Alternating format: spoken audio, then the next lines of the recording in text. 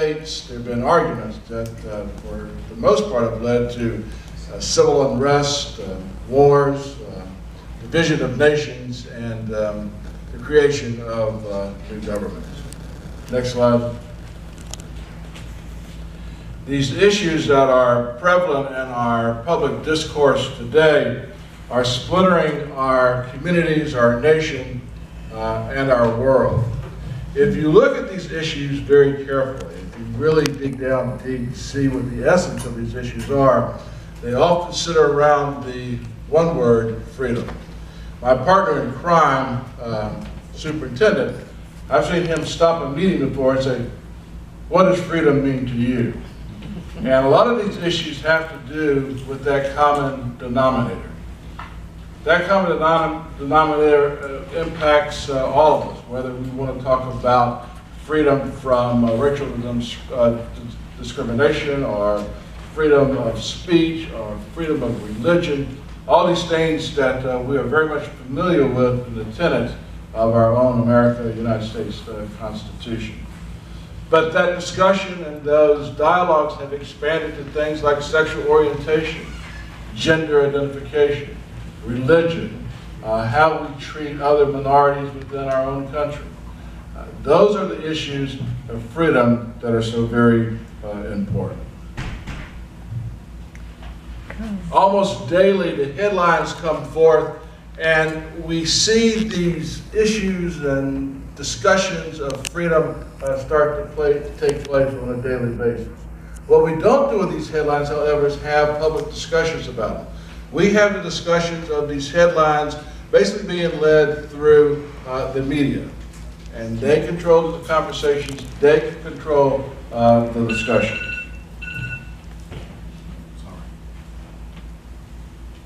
There's no question that these issues of freedom that we discuss on a daily basis have a polarization effect to them. Whether or not we are having those discussions within our own community, out on the street, even in our federal government today, whether you want to talk about the legislative branch or the executive branch, these discussions and the debates that our politicians are having certainly have polarized our nation in many ways.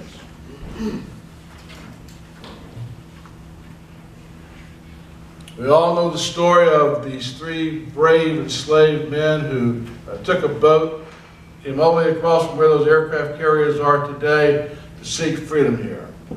They were running away from their masters, let's say their owners, to seek asylum here at Fort Monroe. What better place to have these discussions of freedom than right here at Freedom's Fortress? In December 2018, the concept of a Freedom Center in partnership between the Fort Monroe Authority and the National Park Service was selected as the sole recipient in Hampton Roads to receive the $300,000 One Community Transforming Grant by Huntington Ingalls and the Newport News Shipbuilding Yard. The objectives: to expand the mission-based public programs and resources that explore the historic and present struggles for our American freedoms, for our cultural equality, and for fuller inclusion of all those that are part of the debate. To find pathways to a truer and stronger democracy. Given our past and present strife and the reason, we will answer the call to lead in providing sustained programs and strategies towards systematic change within our own community, which can translate to a national dialogue. Fort Monroe is uniquely positioned to be the catalyst, given the site's resources, capabilities including historic, environmental, cultural, educational, and professional assets. A compelling partnership with one of the nation's most important industries, the shipyard, the Commonwealth of Virginia, Fort Monroe, and the National Park Service. We place ourselves in a position to get this done. We are the center stage for the 400th commemoration of the first arrival of enslaved Africans, the arrival of the first recruitment of women, and the first legislative assembly. This commemoration will serve as the public launch for the Center of Freedom Programming. Who's the audience? It's a broad range of those who serve us so well here in the Hampton region, including our residents, industries, governments, civic groups, youth groups, neighborhood associations, school systems, faith communities, and many, many others. But what are we doing now? We've had a great partnership with the National Park Service and the National Monument here. Our superintendent has been able to acquire funds for us to serve every fourth grader in the Hampton school system to come here to Fort Monroe to learn about freedom, to learn about the legacies of things that have taken place here at this very historic site. That's just one of the many things that we have accomplished just in the last 18 months here at Fort Monroe. With the help of the National Park Service, we have brought youth groups out here during the summer for academies. We have created art contests for people to be able to express themselves about these different issues of freedom. And the list goes on. But there's so much more to do. There's so much more heavy lifting to put in place. Our new programming will consist of things like Freedom's Forum. We've already heard from our trustees today how important this dialogue, if we're going to develop this site, if we're going to give this a sense of place, then we need to start at the grassroots and be able to bring people together to have these very bold and important discussions. We're looking at a Freedom Film Series, a Freedom Conference, a Freedom's Fellows Program, archives and library resources. We're on the eve of opening up a visitor center that's going to invite people to look at the story from 15,000 years ago, literally up to today. And we'll have our archives in place to be able to do that. I just wanted to give you a taste of the potential of what a National Center for Freedom can be. We can start the dialogue here in the Hampton Roads community. And that dialogue can expand itself to the national stage in a very interesting and compelling way. We've been given a gift with our grant of $300,000. That doesn't sound like a lot of money, but that's something that we can do a lot of things with. And with the help of the Fort Monroe Foundation, we can create a partnership with not only our civic community, but with the National Park Service to get these things done. Y'all were given some questions in your packet that was sent out in advance of the meeting. I have a few questions that are similar up on the board, and at this point I'll be more than happy to either answer questions or to open up dialogue about this very important, significant initiative that we are on the cusp of undertaking. Thank you. Robin, there's a couple of issues that I'd like to add to this. First off, before you begin, while you get your microphone, let me just say a word. That was an excellent presentation. Thank you very much, Robin. Thank you. Thanks for setting the context. This was very, very well done. Mike? First off, it should be less a program developed by Robin and Terry and staff, and it's more a program that needs to be taken ownership by this board. The staff of the foundation and the authority and the National Park Service, we're simply your messengers. I think if this program is going to be successful, I'm convinced it can be, this board has to step up and give us, in part, direction for where they want this to go. There's going to be more money there. I think there is more money from the shipyard. I think there is more money from the community. If we can show that this is a dynamic program involving both the local and the greater community, I think this could be one of the most successful public programs that Fort Monroe produces. So that's all I have. Very good. Thanks, Mike. Mary Beth.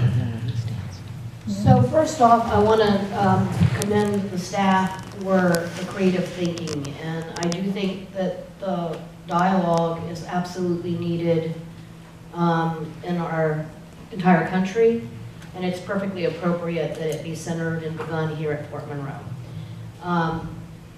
So I want to be clear, I love the concept and all that. As an administrator, I struggle to get my arms around it because I feel like we're working backwards. We already have a grant. I may have missed a meeting where we talked about this as a board and had, for instance, a budget proposal and how it would be structured, and are we talking about using money, in the existing staff make this happen, or are we talking about adding staff and creating a physical center, or is this a metaphorical center where we're using our existing assets? And so, I love this concept, don't get me wrong, but we're already talking about financial challenges to manage the assets that we have, and I feel like we're layering something on that is significant and needs to be done right. And to do it right, I want to make sure we apply the proper resources because it is such a significant and important thing to do. And I feel like, and I'm not trying to be critical at all, but I feel like we've got this great concept and we have a gift of $300,000 and now we got to work backwards to get there, when perhaps we should have worked forwards and developed that more concretely in the beginning. And I know we're at where we're at, and I'm not being critical, but I don't understand, is this, again, are we setting up another entity? Is the Fort Monroe Authority the staff that makes this happen? Do we need more staff to make it happen? If so, where do those staff come from? Because a grant typically is a one-time thing, and I appreciate, Mike, the suggestion that there might be more grant funding to come, but I'm struggling to know what this board needs to commit on both a current basis as well as a recurring basis to make this happen, and I think we have to judge that against all the other demands on us. And so I don't mean to be a Debbie Downer or anything like that, but I'm an administrator, so you have to forgive me that I look at those practical questions, and so I don't know how much thinking you've given to that yet, Robin. We have a lot.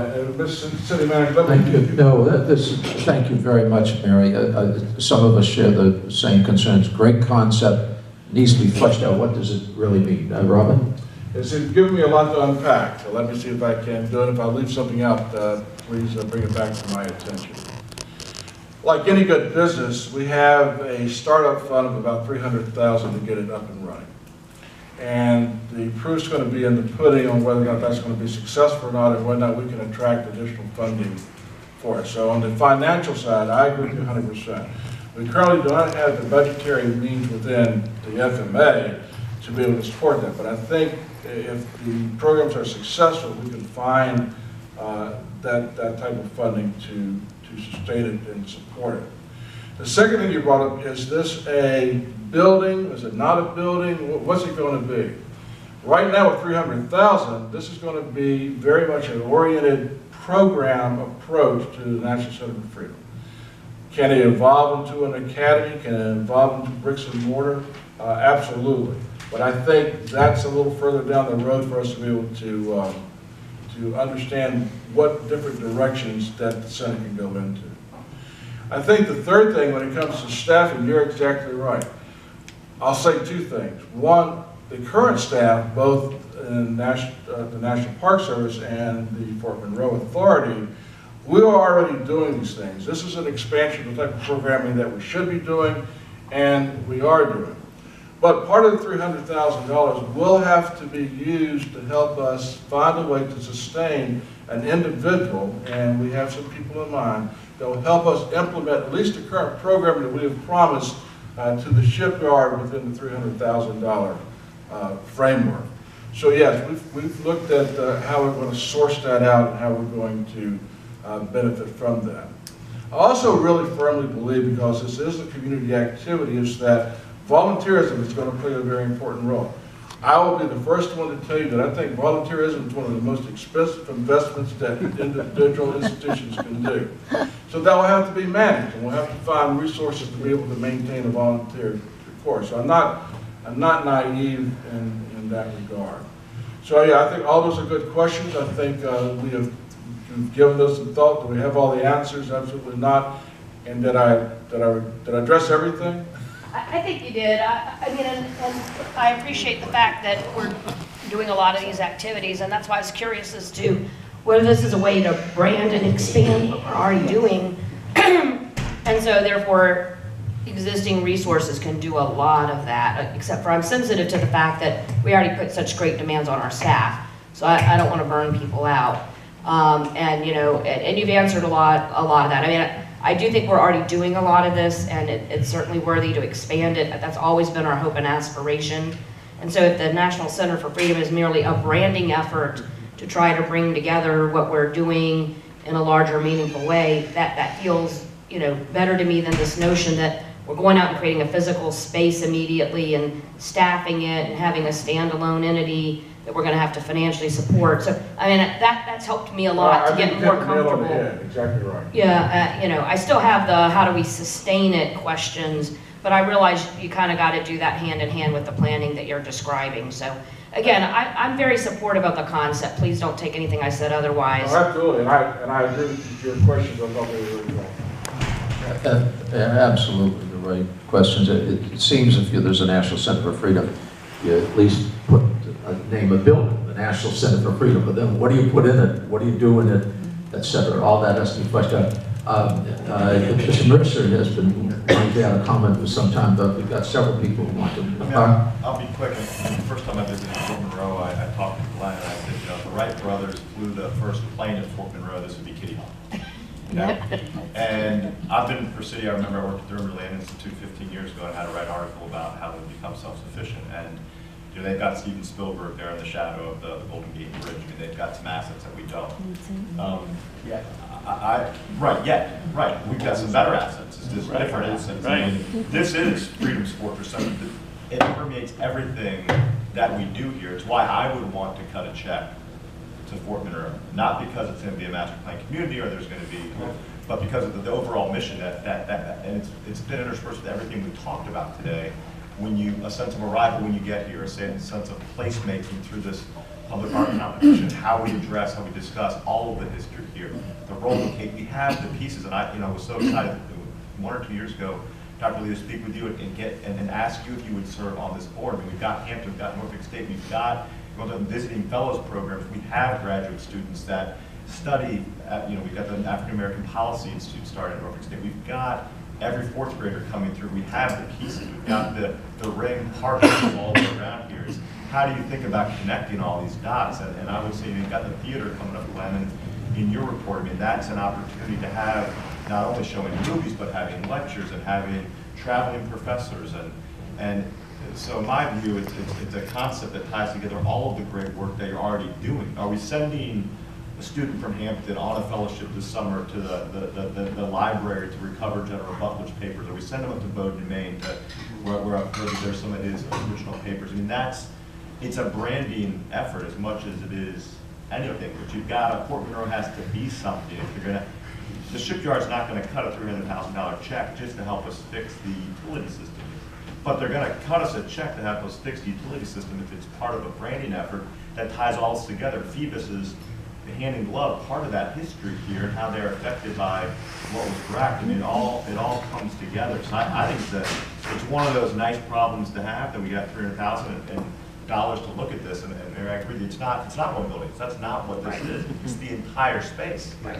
It's the entire visitor experience that Terry talks about it. And do you get a sense of that when you come here, or is it a little disjointed? I would offer, through no fault of our own, to date, it's a little disjointed. You don't know exactly what Fort Monroe is all about, and so I think it was a great presentation. And these questions not only from the board members, but as mentioned earlier, the community. And I would not leave out that the university that we have, and Dr. Ellis, with your background and this, so you've got folks who've done this for their careers and are the experts at this and have been through this before. So leverage the members we have here, but also the communities of folks that they represent and have worked with. Superb input. Dr. Ayers. I think that we need to remember the 250 years that were not freedom before. And it seems a little irony-free to me in the way it's presented right now. In the sense, where does freedom come from? It comes from struggle. And I think we need, for all the things that everybody has said, all the people who are coming here, if we don't embody what the freedom was achieved against and over, this is going to be hollow. And 2 years ago, I suggested we get rid of where freedom lives as our tagline, and I see it. I did not prevail for the same reason. It just feels a little banal when you think about this is the place where the first enslaved African people came here, and then just to skip ahead to freedom as if that defines this place. And so that can be done in lots of different ways. It doesn't have to undercut what we're saying. I think you're doing it right now in the exhibits and the visitor center. But you know, the way it's pitched, it's just so American. You know, it's like, hey, we're all about freedom. We were the largest empire of forced labor in the world, but for a lot longer than we've been since, but we're all about freedom. And so I think that even as we sell it to everybody, folding this in, this is hard won. And it's won over and over again. And I just feel like just kind of the frontal assault with no actual acknowledgement of the word slavery or enslavement is, we're just asking, it's not, I don't care about anybody else. It's just not honest to what we're doing in this very place where we are. So as we think about the language, and we look at other audiences, and we think about sharing with the community, I just think we've got to build in more of a sense of the shadow of freedom as well as the light of freedom. Amen, brother. All right, thank you. Really